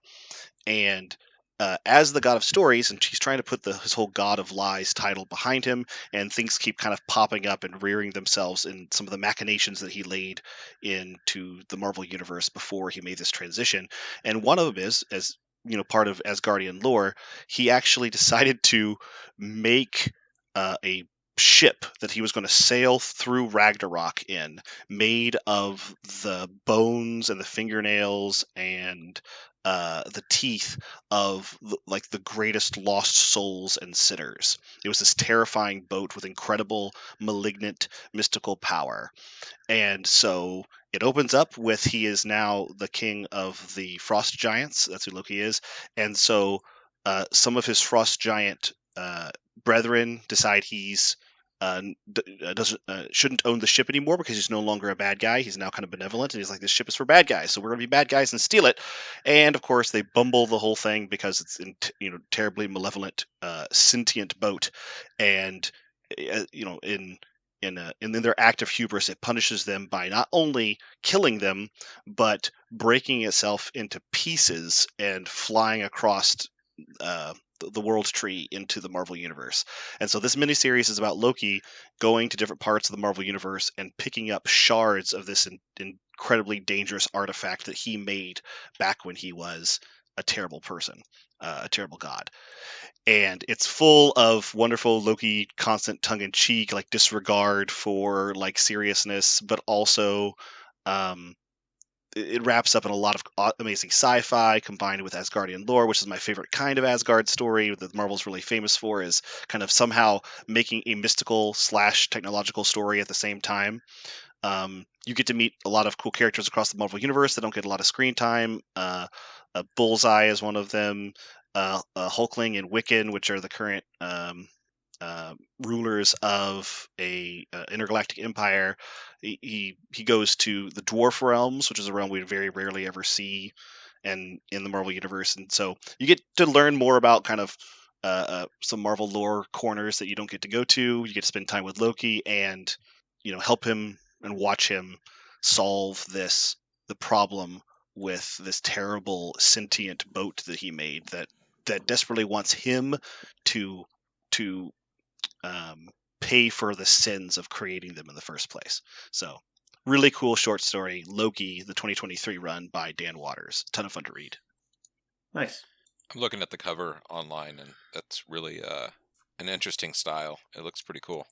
Oh yeah. Would you describe the way that the boat looks like a box full of watches and teeth? I was going to say that, yes. Yeah. Okay. It's funny you mentioned that. That was the primary inspiration that German was drawing from for this. Yeah. Nice. Alrighty, cool. Well, thanks for showing up, everybody. Hopefully you enjoyed our episode, and have a good night. This has been Brandon. And Parker. And Jeremy. And Aaron. And you've just listened to AMG's Gap Year.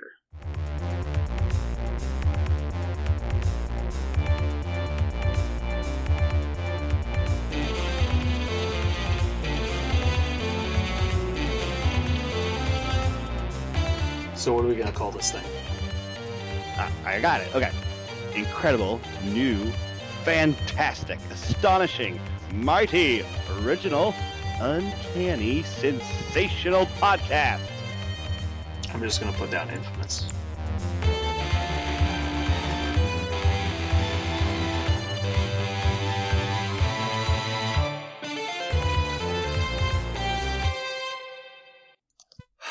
We did it.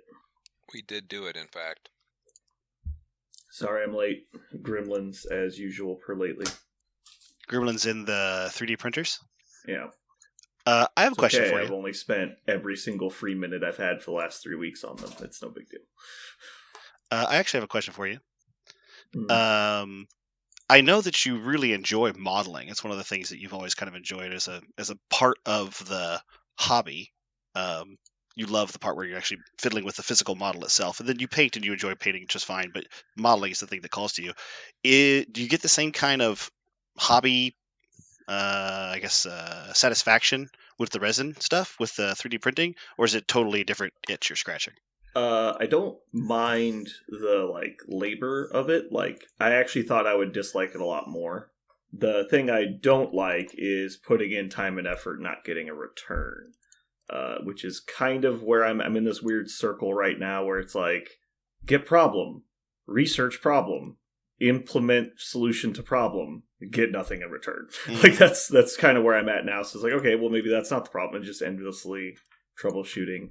But it's other people will have the issues I'm having and they find fixes, and those fixes just have not been working. And as soon as I get around a problem, it's 2 steps back. It's just been very annoying in that manner.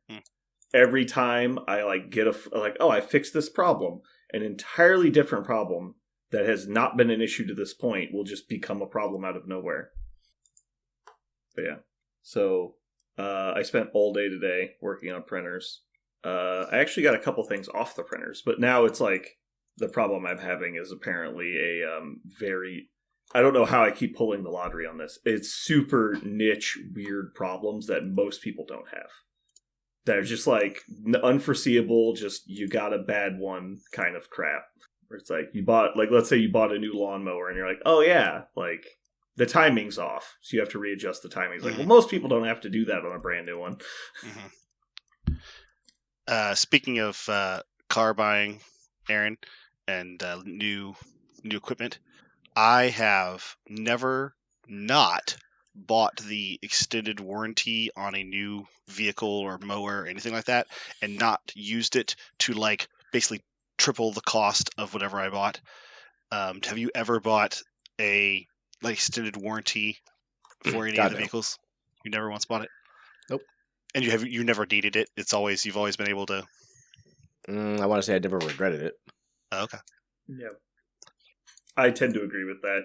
The only times that I think you should buy the extended warranty is on something that is expected to break. It is. I don't know why, and I think it's 100% confirmation bias that for some reason every mower or vehicle I've ever bought new, I got the extended warranty, and I ended up thousands and thousands and thousands and thousands of dollars worth of fixing in the first year of owning it. And then they work fine after that. They're fine. But I've never once not used it. It's really strange. So in the first year of ownership, you shouldn't need an extended warranty. It should be the regular warranty. I'm making a number up. I'm talking about I don't know. I don't know precisely. All I know is that I have had really old cars that eventually something goes out that's supposed to go out eventually, the suspension on a 12-year car. Eventually the suspension gets old. You have to replace that kind of stuff. But new cars coming off the assembly line, I'm using the warranty until it's up. I used basically everything I've ever purchased over $300. I just do it, and I've always used it, with the exception of exactly my dryer. I didn't need it for my current dryer. It is never broken, but every other one I used it. And I think I'm the exception. I think it's confirmation bias. I don't know why. Well, it's definitely the exception. They offer the extended warranty for a reason. Right, because they make money on it. Right. Woman asked me if I wanted to buy an extended warranty for a power strip today. That I don't do. And you said Parker yes. Parker would have got No. I don't do that. I said, of course. 0 moving parts. No, I think I'm good. So when I used to fly all the time, my drone stuff, the trick was you go to Best Buy, and Best Buy has unlimited electronics or whatever, and you buy the warranty. No questions asked stuff, yeah. So you'd plug it into a lake or a tree and explode. You would explode these fucking GoPro cameras, and then you just take it back in and be like, wow, no, exploded. You're like, dude, you hit a tree going 90 miles an hour in the air. Yeah, I went through about 5 of those things. Yeah, no, that kind of stuff is exactly when you get the extended warranty. It's hey, I bought a dirt bike. You're like, yeah, extended warranty. Yep. I bought an RC car that goes 85 miles an hour, extended warranty. And also sometimes, like, if you buy like an iPad, extended warranty on an iPad that costs $1,200, like, I get that. Like, that's a drop hazard kind of issue. Mhm. But yeah. My dad used to always only buy tools from places that had that kind of warranty policy Yeah. because he breaks tools constantly because he's always doing carpentry or some big project, and so he constantly breaks things.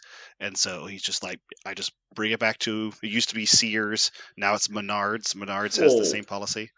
Yeah, just well, brings it back right then, back. just Craftsman had a lifetime warranty Right, on Ace. everything they made. Yeah, Ace Hardware had it. Yeah. Yeah, it wasn't an extended warranty. It's literally just lifetime insured. Like, Mhm. we used to sell Klein tools at my last job, and same thing. Like, hey, I broke this wrench. Bring it in, new wrench. Like, no questions asked. Like, it's broken. Yeah, I know Menards currently has that policy on their brand, but my dad keeps me abreast of all the different ways you can break things and not pay for it, which I think is a fascinating thing to know.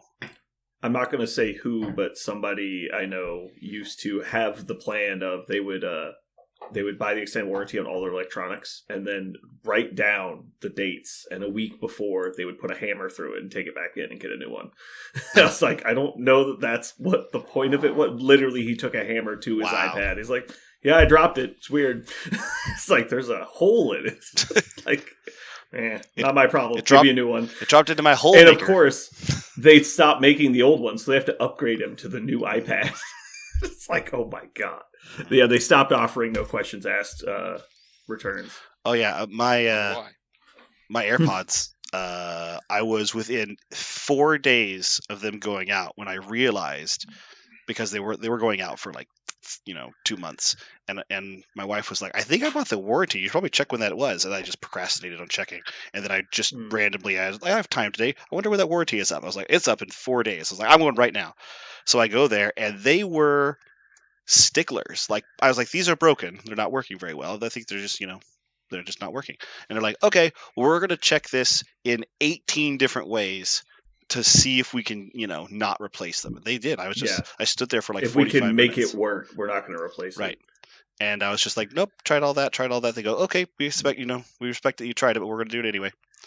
And they just kept working through all the troubleshooting stuff I'd already tried from their website. But eventually they gave me new ones. But I once had a warranty on a transmission land within 3 days of expiring. I got a new transmission in my car. Oof, that's close. Oh, and the only other time, it wasn't a warranty, but my cell phone, I had like an iPhone 6, I think it was, and they had a defect where the touchscreen chip was on like the very corner of the board, and if your phone got flexed like at all, the soldering would pop, and so your touchscreen would stop working. And so the symptom that would tell you that the chip was starting to go was this little gray bar would appear at the top of your screen. And then like the thicker the gray bar got, the less connectivity the chip had. And so I was like procrastinating taking it. I was like, you know what? I should just go see if they'll swap it for the new one because I have an upgrade on my account anyway.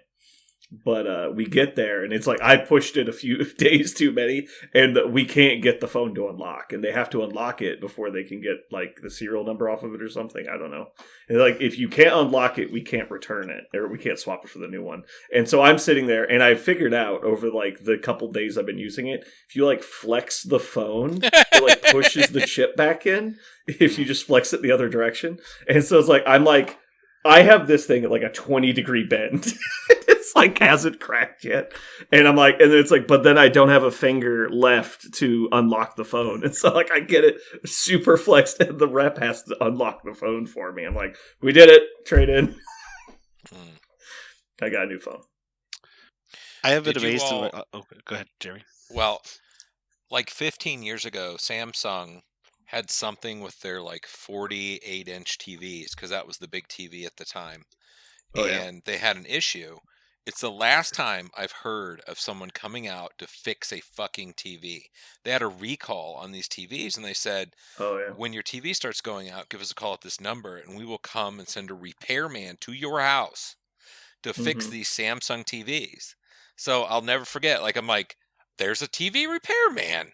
And he pulls it back off and does all this fucking work. I mean, like, a lot of work, repairs like a diode or something, and goes home and fixes the TV. I'm like, weird. Wow. Yeah. Now you just huck the things in the trash can. It's like, whatever, dude. Mm-hmm. You say huck of the trash can, but my wife, of course, when our TV goes out, she does her due diligence. Is like, can you just throw these things away? And there's so many random minerals and shit you're not supposed to put in the dump. So now we're trying to figure out how to get rid of our TV in a responsible way.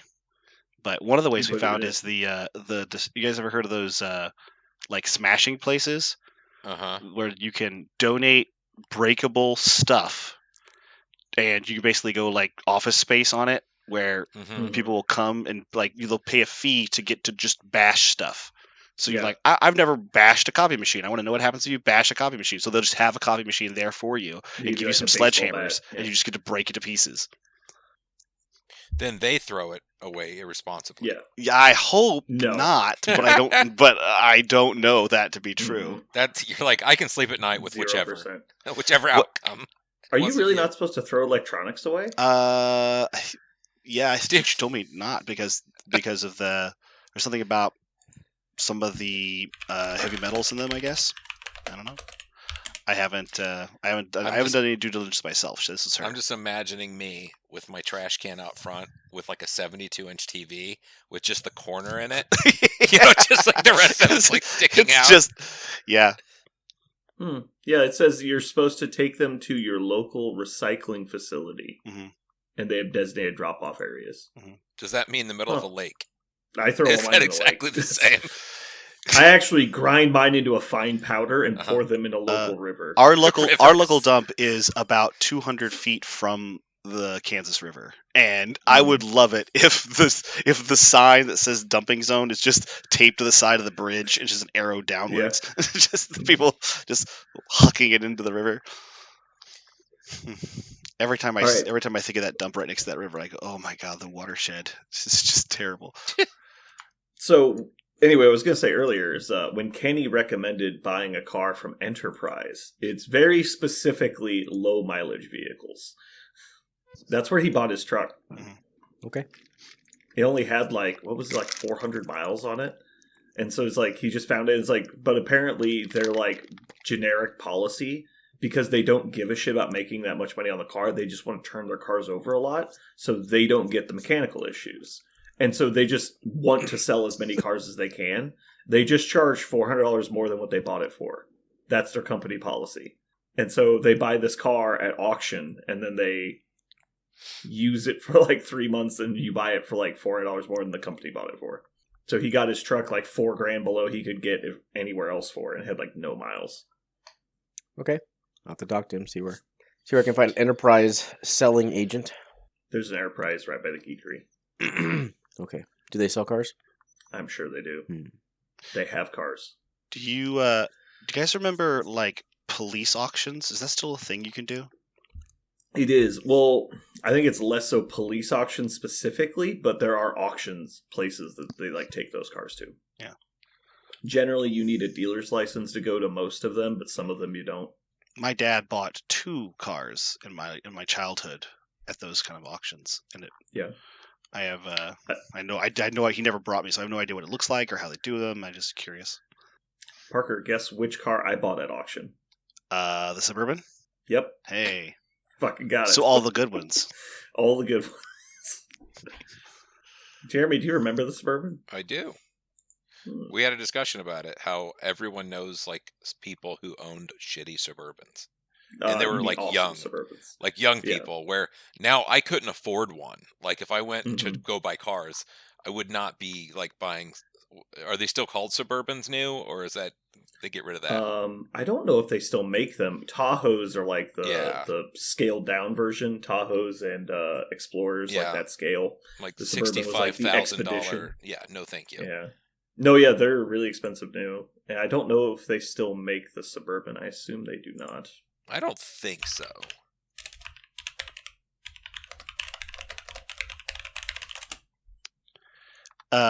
So I had an idea for the cast today. It is. I didn't know if we had one. Okay, what is it? Okay. I would like to. I don't want to know. Aaron and I took a look at what will soon be the news, which is where the next release dates are coming from. And he pointed out how long it's been between releases, except for the core box. I wanted to do a retrospective over the core box and what kind of splash it made in the meta, because we were all excited to talk. When it happened, we were like, hey, maybe this will, shake things up, make things new and fresh. And it's been a couple months, and I feel like we have enough time to talk about what actually happened as a result of the core box release. Maybe I'm wrong and we don't have enough time, or we haven't seen a major event, so we can't say it. Or maybe we can make a prediction about what could be happening in the major events. But I have a feeling that we'd all have an opinion on it. And so I thought that'd be an idea. Seems fine. Probably need to pick a movie category. Yeah, you probably should have done that. I actually just assumed in 2024 we weren't going to have them anymore, since you didn't pick one. I didn't pick one. Did I win? I'm 90% sure you won, because you always seem to win with your. So 2024, can we shift? Bullshit. We'll do TV shows or something. All of 2024, you want to do TV shows? Because Aaron's seen 4 TV shows. I was going to say, that will take. I can only see Blue Eyed Samurai once, so I'm just going to abstain from all the others. I mean, I'm totally happy doing TV shows. I like TV shows, but. Streaming service shows, things like that. I don't know. I mean, I feel like we're just digging up old movies at this point that we've already said, or like we all kind of. No, I definitely resetting it would be fine, because I mean, also you say the new year we get to unlock the repetitions or whatever. We also don't have to do it every single week. I feel like that's kind of put some pressure on it, but I know people like the content. So. What about shifting it to whoever wins the week before gets to do the next topic, which is a best of. And it's 5, like some sort of best of, and it could be media, it could be, just whatever that we would all have an opinion of. I'm not following. So you're saying that the person who wins, they're the only one that does a list, and then everybody else just talks about their list? No. Okay. Whoever wins, like you won this time. So if we would have talked about it before, you would say, okay, best of top 5 animes. And we would all have to follow you on that.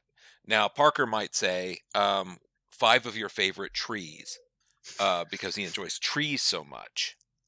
I guess I'm just confused as to how that's different than what we're currently doing. We're just doing movies. Currently, it's restricted to. Okay, so you just want to not be restricted to movies. Okay, maybe because I think that fine. Basically anything where people can then respond by saying you're stupid and wrong, I think is fine. No, I think that's definitely the point, agree right? With that. And everyone knows movies, so that's easy. But we could do it could be 5 models in Marvel. It could be whatever. Anything. It's an anything kind of goes. And of course, that's just an idea, or we could just switch to whatever we want. I don't know. Yeah, I think instead of trying to put a restriction on it, I think just in general, opening it up to basically anything is fine. I like that idea. And so, we don't have to say it has to be a TV show, or it has to be a book, or it has to be anything. Just every week, we'll just come up with it. We'll also probably, if that's the case, we'll need more time. So we'll probably close the poll, I don't know, call it Sunday night. I don't know, because that'd be a little short. Maybe close it on Monday.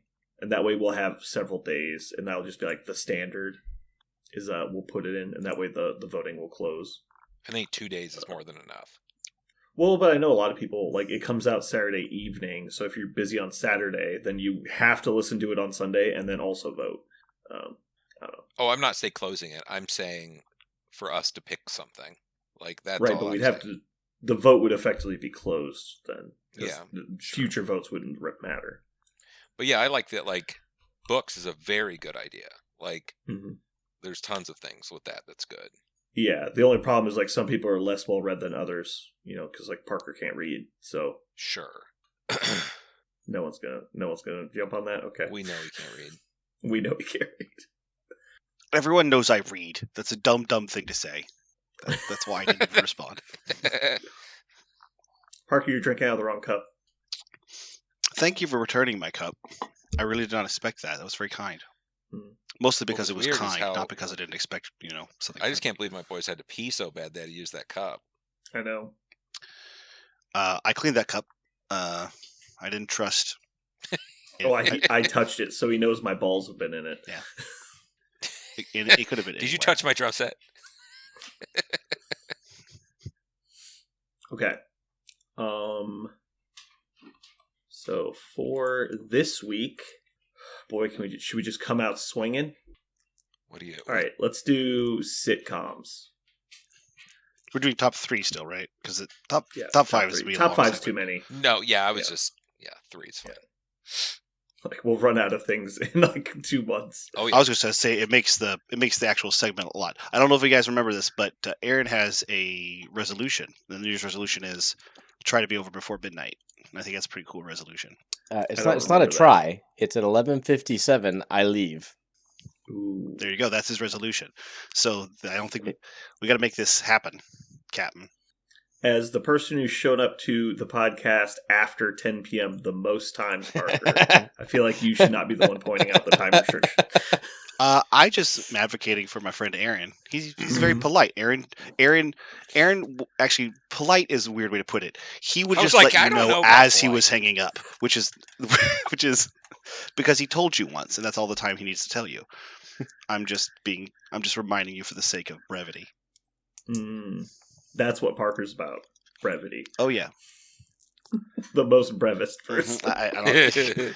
You show me one person with brevity, and I'll show you a goddamn liar. Sitcoms, huh? God, there's so many these days. There's so Aaron, many I hope you'll forgive me for classics. being late. I was busy making your goddamn portal.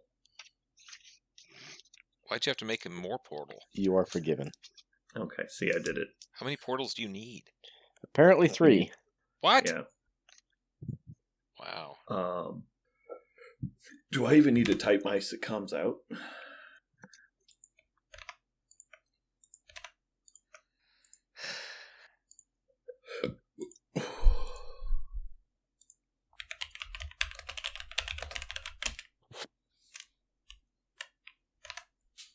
Oh, Connor, by the way, stood by his joke.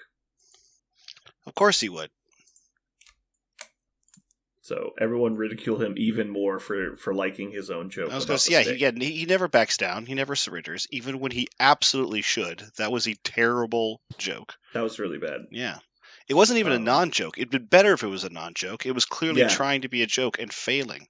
It was so bad. It was like someone tried to make their own dad joke, and that's what they came up with. They're like, this is so clever. I'm like, Yeah. God damn it. I'm fine with saying that was a terrible joke. He's letting the power of his position consume him. Thinks he's better than he is. I get it. Anyway, while we're on the topic, hey, Jeremy. Did you hear about the fight in the kitchen? Did he just leave he turn off his camera? Jeremy, it's okay. I can just imagine you being pissed off. It's fine. But anyway, the fish got battered. That's what happened. The fish got battered. 5 out of 10. I'm just going to start rating them. Oh, okay. I like that. I'll give that one a 5 out of 10. It was clever enough that I couldn't right off the bat get it, and it's not horrible. It was too smart for you, but not smart enough for like the average man. No. All right. Well, in the interest of brevity, I'm going to have you rate this next one too. Oh, okay. What do you call a boomerang that doesn't come back? A stick. A stick. Oh, God I damn got it. 0. All right, now everyone go ridicule Connor some more.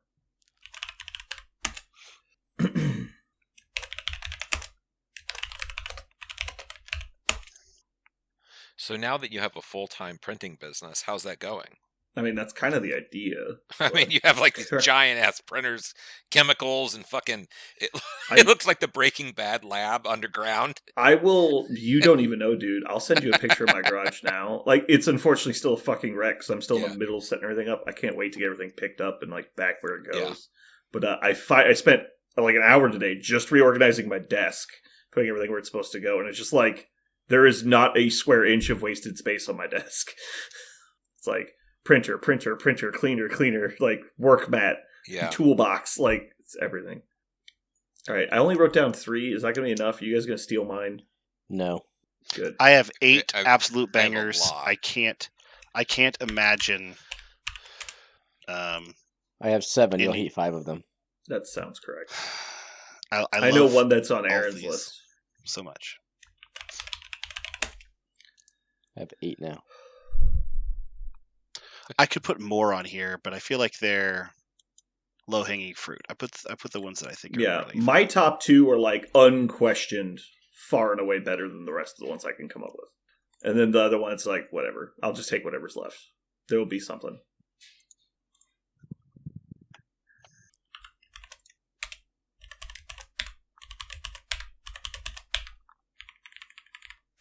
We are one of these, though, just heads up, is going to be Dresden Files books. So, like, you guys better start reading. Oh, God. That's not fair. You can't do that. I'm giving you time. Favorite. Trust me, you only have to chapter. read 3 of them, and then you won't be able to be stopped. You'll run through a brick wall to read book 4. He's not wrong. And then it gets better from there. All right, well, I guess let's go ahead and get started. We get timestamp. Hopefully they don't get mad at me. They're probably going to get mad at me. They're very mad at me. Everybody's mad at you. Everyone's always so mad at me. I don't Why are understand. they mad at you all the time? And Must you be never do dumb. anything wrong. Name one fucking thing I've ever done to anybody. Just name one. Name. All right, another one. What about 4? I know that there Yeah, but has like- not been 7. I know there hasn't Yeah. been 7. I bet you can't name 800. I'll wait. I'll wait. So at 200, I'll give you a time limit. 200, and I'll give you a time. 8 seconds, go. All right. Movie. Sorry. We got to come up with a better name for this, because Daily Bugle's when we ask questions. Yeah. Over and under is when we do like tier lists. What do we call this if it's going to be on beyond just a movie poll? I'm sorry, Crap but you're shoot just corner. wrong. Do what? Yeah. I'm sorry, but you're just wrong. Let's workshop a title for this segment. Aaron said a title, but everybody was talking over him. What was it? I said crapshoot corner. It's kind of bogus. Yeah. I want something that's like comic book. Like something like Daily Bugle would be perfect, but we've already used Daily Bugle. Witty banter. Is there something that like the collector says? Because he's like collecting the best of everything. Oh, what about Mojo? We could do Mojo World or Mojo Verse or something like that. Mojo. Ratings Bonanza. I'm scanning all of my ratings bonanza. Whatever we pick, it should have something to do with Giganto. Giganto. Giganto.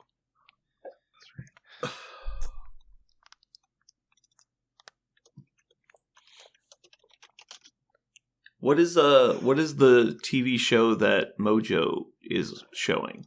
Is it just Mojo World? Mojo Verse, I think, is the name of his universe. Yeah, but what's like the programming called? Peter Parker's Picks. That's not bad. I got 3 P's in there. Aaron knows that I like P's. Yeah, it just says Mojo Verse. 72,000 channels and nothing on. Yeah. Well, what is it? Mojo- Don't they have like ratings? So Mojo World is the name of this planet.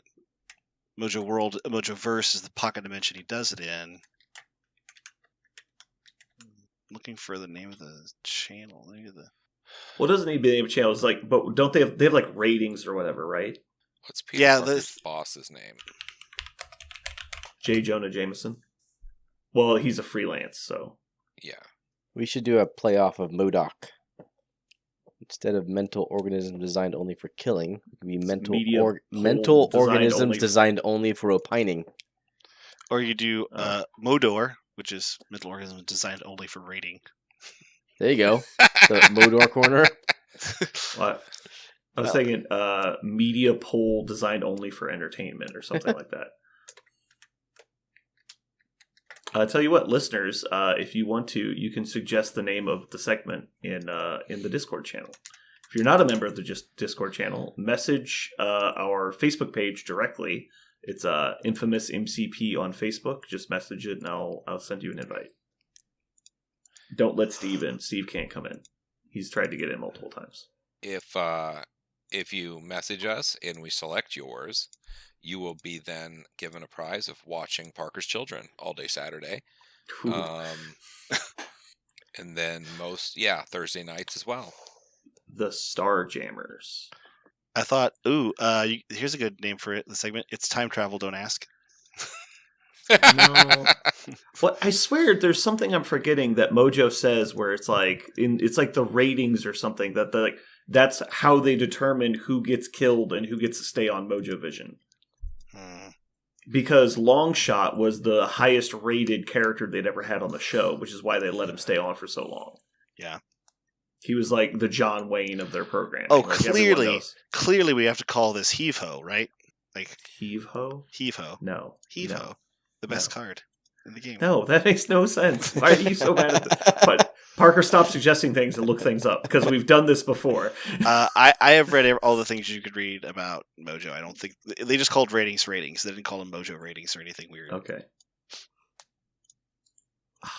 I watched the animated X-Men show, and they had a whole arc around Mojo, and I swear there was something where they're like, this week on Mojo's whatever. I don't know. I can't remember. Anyway, we're moving on. We'll figure it out. I'll change it later.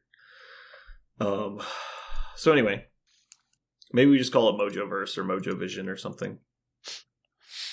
We'll just call it Mojo World.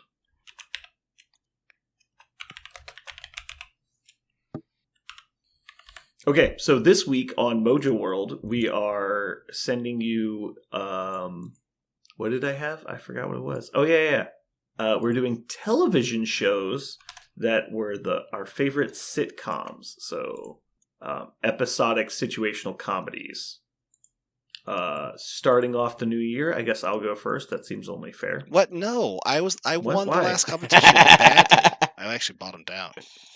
What? What are you talking about? I won the last competition. I'm sorry, I lost the last competition. Did I say won? I lost the last competition. You lost it the most hard. Parker, did you vote? I never vote. I told you this. Okay, because if I remove my vote from you, guess how many votes you have? 0. I know. That's why. So does that mean you don't? Does that mean you don't get to pick this week? No, you have that's to sit the opposite. It's the opposite of what it means. It means I pick first. Opposite. I'll just remember the opposite. Parker, I don't feel like you've earned the right to go first. This is always the way it works. It's draft rules. But it is 2024. Yeah, it is 2024. Kick it off. Whoever loses in 2023 gets the 24 first draft. That's what it is. Is that your vote? Too bad you lost your vote. Oh, yeah. God damn it. I lost my vote because I lost in 2023. That's right. All right, fine. It's like taxes. It haunts you. Why did I agree to this constitution? We'll let Parker go first, and because he really needs the help. He's really just not. Right, this better be fucking money then. I think honestly what it is people realize when you win, we get topics like best score and best situational realistic history drama, including fake historical characters. And we're like, how is this like favorite movie based in 1807? You're like, what the fuck is the matter with you? Best Score got a lot of glowing reviews, which I guess is bad because what we want is internet trolls. But yeah, but because all we got was people going, "These are all wonderful. What a delightful read!" Like we got nothing but really patient, positive response. No one was making fun of everybody's all answers. I'm trying to say here is your selections are like the Deuce Bigelow of selections. Ooh. Which is to say, nobody even knows what they are. They just say whatever. They just instant rage. Yeah. You've never gotten someone to type so many characters on a keyboard in response to you picking a movie. Yeah, they were very upset. They were quite upset. Okay, so we're going to start off with Parker. I guess I'll just go last since you guys clearly are just going to take all the good ones. All right, so we got Parker up first for sitcoms. I think I have to go with the smartest one that I've ever seen, which is Arrested Development. I concur. That was a good fucking one. Okay. Arrested Development. So I remember when I watched it way later than everybody else did. And I liked it. And I watched all the full thing on Netflix after they made the extra season. That was 10 years later. I didn't know. And so, like, I don't pay attention to what season I'm watching. It's on autoplay, right? Mhm. I didn't realize it had switched. And I think I was, like, playing video game while I was watching it or something, because I didn't notice the characters get older. And I was like, I don't know why everybody says the fourth season's so bad. And I went back recently and rewatched it. The fourth season is definitely way worse than the first 3 seasons. It's not. yes. I wouldn't say it's so bad. It's just Whatever the final season is, yeah. Yeah, it It just was- takes a turn because I It mean was they didn't get to so finish the show. different. Yeah, they didn't get to finish. Yeah, it, so. well, it was just like the season's like 3 times as long as a normal season, and it does this weird like time circle. There's a lot of good jokes in it, but man, it was weird. Mhm. The whole like tone of the show changes. Yeah. Anyway, next up we have Jeremy. I'm gonna go with the one I'm currently watching for the umpteenth time. Parks and Rec. I love Parks You and Rec. son of a bitch. Yeah, that was going to be mine too. I'm currently watching that again through. Yeah. You fucking asshole. I'm taking yours now. That's all it is. You'll never know mine. I've got I lots know of yours. them. He's specifically taking the ones I was going to take. I How much specifically was he did was not gonna take take? the one for you, Brandon. You know I could know. have because I I wanted you left to it have alone. Well, I yeah, left because it you had to alone. cry about going first, even though you didn't deserve it. I I left get it it. alone. I'm not Wait, taking. Aaron's I'm gonna not take using. I'm not using Aaron, my take it. my loser's privilege to hurt you. I just want to make sure Jeremy doesn't get it. That's all I care. All right, Aaron, you're up. Big Bang. Parker, I hope you're happy. It made it to you. You are no longer going to be the most hated selection in history. You think he's got? You think yeah. everybody's going to hate Big Bang? I wonder. Let's see. I don't know if it's true of our audience, Yeah. but there is a huge cult of people that fucking hate Big Bang Theory. So we'll see. I do not like it that much for sure. So we'll see. It's one of those when like you realize halfway through the show that they're making fun of you instead of making fun for you, and it's Mhm. like, oh, I see what's happening. They're just making fun of me. It's just weird. The writing definitely takes a dip in my opinion after like the first 2 seasons, but I actually liked the show and I liked the characters, but it did get old. You're right. entitled to your wrong opinion. Yeah, no, I don't shame people for liking it. I think it's a perfectly fine show to like, but I know there's people that disagree. All right. So I'm going to, let's see. Is Parker going to steal mine? You barely even seen the whole show. It doesn't count. Somebody's gonna steal it. If you don't do it this time, I'm gonna fucking. I know beat that you. you're going to. I I'm gonna haven't take it got on a purpose. pick yet. It's All right, one of so the we're doing most amazing shows of all doing fucking Sunny. time. Just say it. Sunny. Thank you. All right. So Always Sunny in Philadelphia, the greatest sitcom ever, so everyone can calm down. Then, because Jeremy stole my number 2, that's a good pick. We're gonna do The Office. Fuck you, Jeremy. I wasn't gonna do that one. There's You were gonna do it. Don't lie. nah. There's You so can many be bad at others. lying. It's fine. All right, Aaron, your second pick. Friends. Yeah, I knew that was coming. Yep. I like Friends. It's people say it hasn't aged well lately. I think it's still pretty fun. It is definitely what we all choose to watch when we're at cons, because I can tell you what, you go to any hotel room in the USA, you turn to channel 62, any time of day Friends is playing. Yep. I've done it 4 times now. We got to the room, like, hey, you want to watch Friends? He's like, is it on? I just type in the numbers. It's like, starts playing Friends. He's like, what the fuck? It's like just it's without fail. Every single, it plays all night. There's just no stop. Alrighty. Jeremy, your second pick. All right, I'm gonna choose one that everyone should watch. I don't know if most people have, but I love it. Scrubs is always fucking good. Scrubs was on my long list. Scrubs is fucking amazing. It's I have really not good. seen it. Yep, I've there you heard a go. lot of people say they like it. It's super good. I've seen a lot of clips, and the clips are funny, but they're not generally the kind of humor I go for, so I've always kind of been hesitant to watch it. My It usually family leaves you with a warm feeling. It's fun, Yeah. and it leaves you with like a good message, and it's like always, it's almost always positive, and it's Yeah. hilarious. You want to talk about musical episodes that are good? Always Sunny has good musical episodes. Scrubs' musical episode is amazing. Also, Mhm. like the reason why it's a musical episode is great because there actually is like a neurological disease where you don't hear tones correctly, so things just come Mhm. out kind of pitchy, like up and down, and you just don't. It's between your eardrum and your brain, and you just don't hear it And correctly. so, And so they call yeah. it the singing disease because people sound like they're modulating their voice up and down. It doesn't actually create like singing, but it's called that. And so in that Mhm. episode, they treat somebody who has it, but instead of just being God. random tones, it is actually just a whole. Every time she comes into the scene, whatever the scene is, just becomes a musical, and it's really, really good. Okay. Parker, your final 2 picks. I'm gonna go with another one that I just love to watch. I'm talking about feel good. This one just feels great. Schitt's Creek. I love. Oh Schitt's fuck! Creek. I forgot That's a about good that choice. one. Yeah. Ugh! And my last I have to one. look up how to spell it. I forgot they spell it weird. Yeah, it's SCHITT. SCHITTS. And my last one has to go to some of my favorite characters in all of television history come from this one. Community. I love Community. Also, pour one out for Dan Harmon. He's amazing. Yeah. Okay. Jeremy, your final pick. This is fucking hard. It is, dude. I knew this was gonna be a knife fight. Another one that I absolutely love. I'll put it on all the time. 30 Rock is fucking awesome. 30 Rock was good. God, there's a lot I'm forgetting. Dude, I'm telling you, this is an amazing topic. Oh man, that episode of 30 Rock where what was the name of the guy who played Pee Wee Herman? Oh, it makes me so mad. I'm forgetting his name. Oh my God, the Prince. Yeah, when he shows up as the Prince. Oh, I God, love that's to laugh. Old enough to rent a car. Oh my God.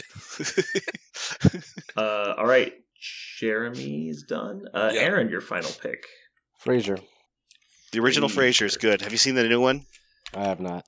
Okay, I have not either. I'm curious. I was expecting a don't coming at the end of that. No, I haven't seen it. I loved the original Frasier. That was one I watched also with like my dad. Frasier. It was fun. All right, so we've gotten our solid 90s picks from Aaron. There was a time when Okay. Aaron watched sitcoms. It was that time. Whew, this is rough. There's so many good ones still on the board. Dude, I know. But not the ones I want to pick. I would have taken Community and Parks and Rec first. Let's see. I think I just have to do it. I did not like it initially, but the more I watch it, I started really liking it. I'm going to go with Seinfeld. Final picking Seinfeld seems weird. Yeah, Seinfeld's amazing. Oh, we're going to get Yeah. roasted this week. Dude, Everybody there's is so many. strong. We could do this. We could do this 3 times and come up with different lists. There's so many good ones. I think later on we'll do restrictions on dates. Might help make this break it up. I just came up with a top. It's like we'll do sitcoms. Everyone knows holy shit, this was way harder than it should have been. One that I really so- wanted to put was The Unbreakable Kimmy Schmidt. I love The Unbreakable Kimmy Schmidt. That's pretty I like good. that show.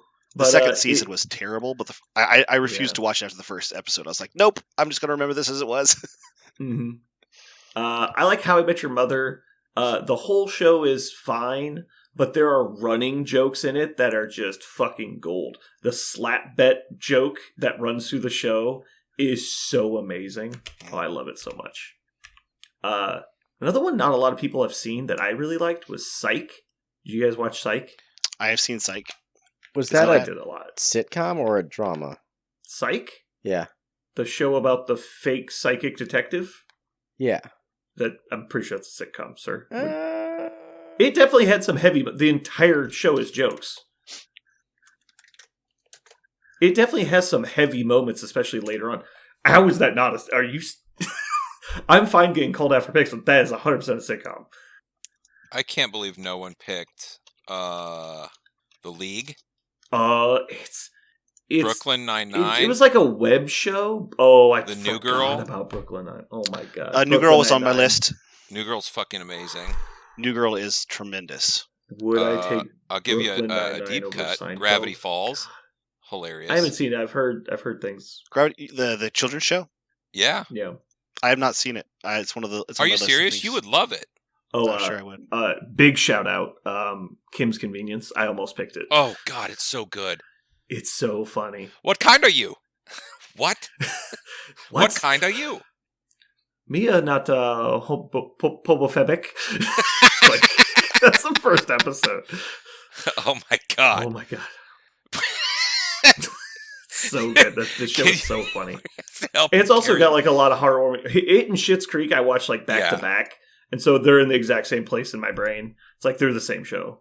They're both like those little indie comedies that have like really great heartful moments, but Yeah. are really funny. Mhm. Yeah, Schitt's Creek is amazing. We're gonna Yeah, name for the her. folks that we're gonna have name- not watched Kim's Convenience, check that one out.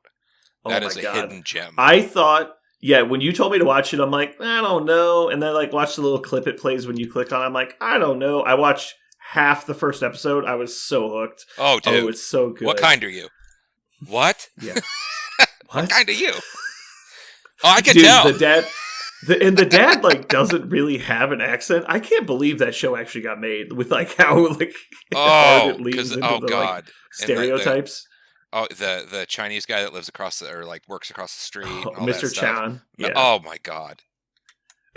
When he's trying to fix the air conditioner, Oh, he's and like, he's "I'm trying not." to- oh, yeah. He's like pretending to help him lift I it. He's gotta like, put my gloves back, on. my back," and I he's gotta like put my gloves barely on. touching it. Yeah. I gotta put my What gloves are on. you doing, Okay, dude? so some of the descriptions of these read like always. I'm looking at Kim Convenience right now. The Yeah. episode descriptions read like Always Sunny plots. Uh-huh. That's Yeah. Appa's plan to offer Mm. customers a gay discount hits a few snags. Yeah, it's so good. And it's yeah, Um, the one guy comes in and he's like, I need my discount, and he's like, oh, you're not gay. He's like, Yeah, I can and tell. he's like, "I'm totally gay." I That's can tell. that's the funniest customer they have because all the customers are reoccurring because they live nearby, and so the customers when that same guy tries to take a can from the display and he's built this like pyramid of like beans and he like tries to take the bottom can and like the whole thing starts collapsing. He's like holding it up, and then Mr. Kid's just behind the counter watching him, and then like a customer comes up and they check out, and he's just holding the whole display the whole time. He's like, "Help! Help!" And he's like, "You got yourself into this mess. You get yourself out." Yes, I Oh, love it's that so show. good. It's such a weird premise. Like it's Uh-huh. like Korean family living in Toronto, but it's just so great. I'm not gonna lie. This is maybe the first thing that we've ever done on this little When rating. you thing. hadn't I'm seen just it, gonna, you're like, "I'm gonna just go gonna watch go it." do this soon. This Yep. looks great. Yeah, no, it's absolutely gold. It's And so it good. dives straight in. Like there isn't any Mhm. build. Like you just go right into Yeah. each episode, and it's just hilarious. Man, I really wish we had broken this into subcategories. We'll make a note to do that. Come back and redo these. Yeah. Yeah, we Yeah, I could want to probably do like 90s sitcoms, 2000 sitcoms, like streaming only sitcoms. Like I don't know, like or there's hidden so many gems. we could Hidden do. gems would be Yeah. good. Like hidden gems. Sitcoms. Hidden Gems is a good one. Cool. I'm pretty happy with this. Aaron, guess what I did today? Masturbated. Yes. What else?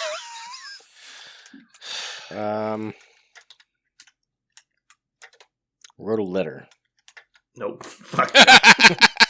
Well, If I wanted to Wrote tell a somebody letter. something, if I wanted to tell somebody something so deeply that I would write a letter, I would scream it into their face. A handwritten letter.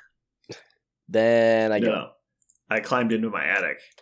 Ooh, that's fun. Did you put a fan in or something? No, he's looking for I got tokens. things out of storage that Aaron's been asking me for. Oh, you got your tokens. I got my tokens. I got my bin of tokens. I think it weighs like 4 pounds. Your at trough. least. You have a trough. Yeah, it's a trough. Well, thank you. So assuming, I think I figured out the problem with when I was trying to print the hexes. Mhm. It's the material I was printing it in was the problem, and so assuming that what I just did before we jumped on the podcast worked, I'm going to either try and print a hex set or try and make a board when I'm sleeping. So we'll see how that goes. Cool. What the fuck did you just try and mime to me, Parker? You want to go surfing in a tornado? Wrap it up, B. I don't know what the butthole symbol means. I don't know. He wants to eat a pickle, it looks like. He wants to put the do- pickles in his butt. a faucet in his mouth. Parker, What- sign language is a really bad medium for podcasting. I really like Aaron's New Year's resolution, so I am pro Aaron's New Year's resolution. Really, because you're the reason it was created. That's why I never would have suggested it, because it would have been incredibly rude and hypocritical to do so. But now that he he has shows up broken at the ice, 10:30. Guys, can we wrap this up by midnight? That's Yeah. exactly why I could never and will never suggest it. However, Aaron had a goal for 2024. Parker, I'm excited to see if Aaron's I just- goal could If happen. I don't ask this question, humans will be confused for the rest of eternity. So, were you just intentionally showing up late and you could have been on time the whole time? No, that never once happened. Okay. So how is this going to work then? What do you mean? I mean, are you just going to be on time forever now? It's like that how this works? I'm very excited. I just don't. I don't like the idea of how much respect Parker has. Yeah, I feel for disrespected. Aaron. Yeah, we were like initially we set the podcast up. And we're like 9:30, right? We're cool. 9:30, right? And Parker's just like, "Fuck those guys." And then Aaron's like, "I was wondering if we could please show up, maybe." Aaron, and like, get it cool- done. or And Parker, Parker's like- like, "I'm fucking in." Parker like Kool-Aid Man's his way into the room at like 11:45. He's like, "Let's do this." All right, guys, I'm great. ready. It's great. Parker, this is the direct result of your probationary episode count. I mean, we would be very much nicer if you didn't have 3,000 episodes. I understand that there is no number of probationary episodes above one that would give me any sort of different treatment on this podcast. Oh no, it's a sliding scale. Oh, I don't think so. I'm think pretty it sure. is. I'm pretty sure IMD. It slides to And that on is- and off. Yeah. That's the I am scale. D Reynolds. For 0.01 now and evermore. Infinite hate. Like that's the line. 0.01. I get it. Okay. All right. Well, thanks everybody for listening. Hopefully you had a good time. This has been Brandon. And Parker. And Jeremy. We're just kidding. We don't have to sign off again. Bye. Get the fuck out of here. I Aaron was so excited. I decided to let you sign off. I love that we actually said all three of our names except Aaron because that's never happened to I Aaron know. before. That was the joke. That's why I Well, did it that way. We just That skipped was a good joke, Brandon. Again. I get that joke. Unlike Dave, I make jokes. Yeah, that's true. He doesn't make jokes. I wish he listened to these so he would get that joke. Bye, Aaron. Let's go so Parker can go to bed. And I'm waiting also for Aaron to sign off. I'm just thinking of Aaron. He just I got signed. the finger. Yeah, you got to He sign. gave me sign language.